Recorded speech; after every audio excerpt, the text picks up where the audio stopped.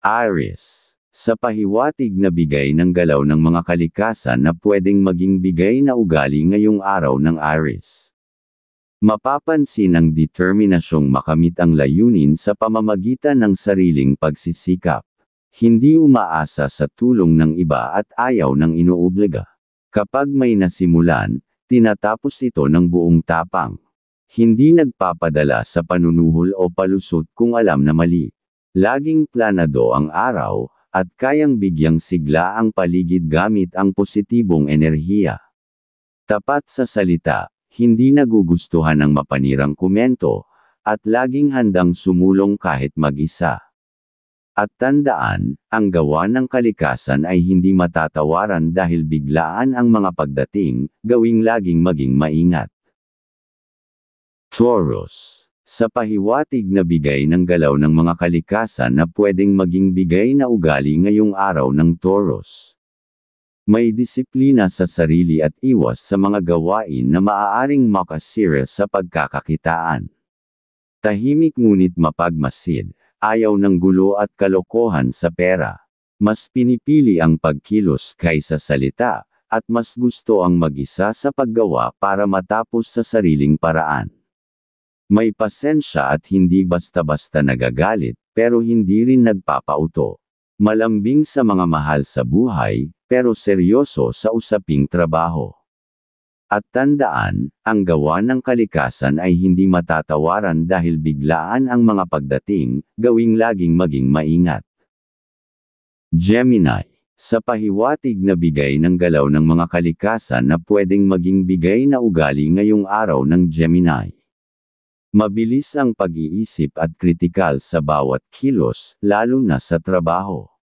Hindi basta nagtitiwala, kaya maingat sa paglapit sa iba. Inuuna ang pamilya higit sa lahat, kaya matipid at hindi madaling mahikayat sa pautang. Kapag may nasabing gagawin, sinisiguro na ito ay nasa tama. Marunong mag-alaga sa magulang at laging handang tumulong, ngunit kapag gabi, pinipiling magpahinga at magpakalma. At tandaan, ang gawa ng kalikasan ay hindi matatawaran dahil biglaan ang mga pagdating, gawing laging maging maingat. Cancer. Sa pahiwatig na bigay ng galaw ng mga kalikasan na pwedeng maging bigay na ugali ngayong araw ng Cancer. Maingat sa pananalita at ayaw makasakit ng damdamin. Malakas ang pakiramdam at nagdadala ng positibong enerhiya sa paligid. Tahimik ngunit may tapang na kayang ilabas kung kinakailangan. Mas gusto ang trabaho kaysa sa mga walang saysay na usapan.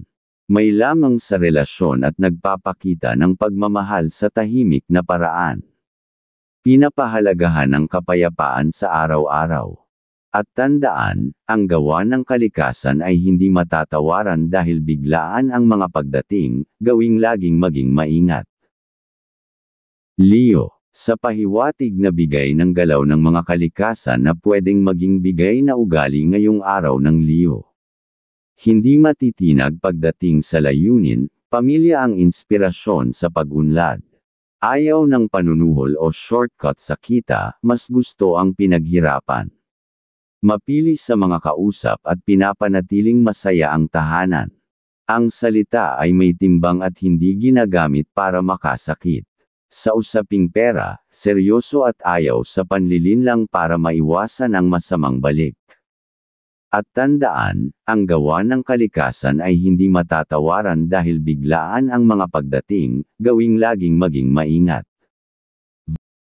Virgo. Sa pahiwatig na bigay ng galaw ng mga kalikasan na pwedeng maging bigay na ugali ngayong araw ng Virgo. May tapang sa pagsalita kapag punong-puno na, ngunit marunong magtimpi hanggat kaya. Maingat sa bawat desisyon at hindi gumagalaw ng walang pagsusuri. Masipag, matipid, at bihirang magtiwala sa trabaho, kaya laging nag-iingat sa bawat galaw. Mas gusto ang tahimik at produktibong paraan kaysa pakikipagkwentuhan. May natural na kakayahan sa pagsuri ng mga bagay at disiplina sa pagkilos. At tandaan, ang gawa ng kalikasan ay hindi matatawaran dahil biglaan ang mga pagdating, gawing laging maging maingat. Libra. Sa pahiwatig na bigay ng galaw ng mga kalikasan, ang ugali ngayong araw ng Libra ay magpapakita ng pagiging matyaga sa mga tungkulin para sa kapakanan ng pamilya. Malakas ang pakiramdam at malinaw ang isipan sa bawat desisyon, kaya hindi padadala sa mga panunuyo o pakiusap kung alam na may mali. May paninindigan at hindi pinapalampas ang kamalian, lalo na kung labag ito sa tama. Sa trabaho, disiplinado at istrikto, nais ay maayos, malinaw, at sistematikong galaw upang umasenso. Sensitibo pagdating sa usaping pera, at ayaw ng panlalamang. Mahalaga sa kanya ang pagtitipid at mas pinipiling mag-impok para sa kinabukasan. At tandaan, ang gawa ng kalikasan ay hindi matatawaran, dahil ang mga pangyayari maaaring dumating ng biglaan, laging maging maingat. Scorpio. Sa pahiwatig na bigay ng galaw ng mga kalikasan, ang Scorpio ngayon ay may masidhing disiplina at matibay na paninindigan. Hindi basta-basta pala kaibigan ngayon, at may tendensyang maging masungit lalo na kung may gustong tapusin na gawain. Mapagmatsyag at maingat sa bawat hakbang. Sa trabaho, mahusay sa pagpaplano at hindi pumapayag sa palusot o kapalpakan. Sa tahanan naman, masigasig magbigay ng saya at aliwalas sa mga mahal sa buhay. Simple ang gusto, masarap na pagkain at masayang kwentuhan. Ayaw ng komplikadong usapan at paligoy-ligoy na kwento. Mataas ang pangarap lalo na pagdating sa sweldo at posisyon. At tandaan, ang gawa ng kalikasan ay hindi matatawaran, dahil ang mga pangyayari maaaring dumating ng biglaan, laging maging maingat. Sagittarius. Sa pahiwatig na bigay ng galaw ng mga kalikasan, ang Sagittarius ngayon ay masipag, masigasig, at may disiplina sa sarili. Hindi basta nagtitiwala sa mga bagong kakilala, at mas inuuna ang pamilya, lalo na ang mga anak, bilang inspirasyon sa bawat gawain. Sa trabaho, mabilis kumilos at mahusay mag-isip ng paraan upang mapabilis ang takbo ng trabaho. Hindi interesado sa yabangan o tsismis, at ayaw makisawsaw sa mga pakikisuya. Marunong magtipid, at mas gusto ang tahimik na gabi para makapagpahinga at makapag-isip ng malinaw. At tandaan, ang gawa ng kalikasan ay hindi matatawaran, dahil ang mga pangyayari maaaring dumating ng biglaan, laging maging maingat. Capricorn. Sa pahiwatig na bigay ng galaw ng mga kalikasan, ang Capricorn ngayon ay mapagpasensya ngunit may hangganan, kapag nas agad, hindi na basta-basta kakalimot. Sa trabaho, tutok at determinado makamit ang tamang kita sa maayos at marangal na paraan. Maingat sa detalye at may mataas na pamantayan sa bawat ginagawa. Laging may plano para sa ikauunlad ng kabuhayan, at hindi agad nagtitiwala lalo na sa mga usaping may kinalaman sa pera. Sa utangan, inuuna ang kapakanan ng pamilya at hindi nagpapadala sa emosyon. Gusto ay katahimikan habang nagtatrabaho. At tandaan, ang gawa ng kalikasan ay hindi matatawaran, dahil ang mga pangyayari maaaring dumating ng biglaan, laging maging maingat.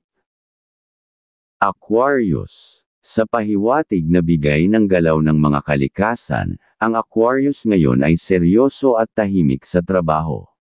Gusto ay may malinaw na direksyon, walang istorbo, at may sariling sistema sa paggawa.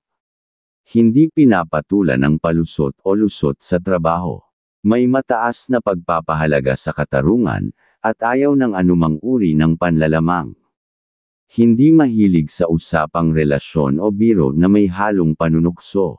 Ang salitang binitiwan ay siniseryoso, kapag sinabi, ay gagawin.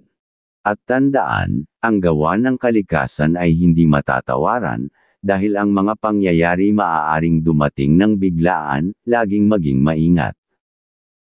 Pisces, sa pahiwatig na bigay ng galaw ng mga kalikasan, ang Pisces ngayon ay may mahabang pasensya at masigasig sa bawat gawain. Hindi basta sumusuko kahit mahirap ang sitwasyon, at may pagkamaselan sa mga detalye ng trabaho. Araw-araw ay sinisikap magtagumpay sa pangarap sa pamamagitan ng kasipagan. Mapagmalasakit sa magulang at laging handang tumulong. Marunong humawak ng pera at maingat sa paggastos. Kapag gabi, nais ay katahimikan at pahinga para sa isipan at katawan. At tandaan, ang gawa ng kalikasan ay hindi matatawaran, dahil ang mga pangyayari maaaring dumating ng biglaan, laging maging maingat.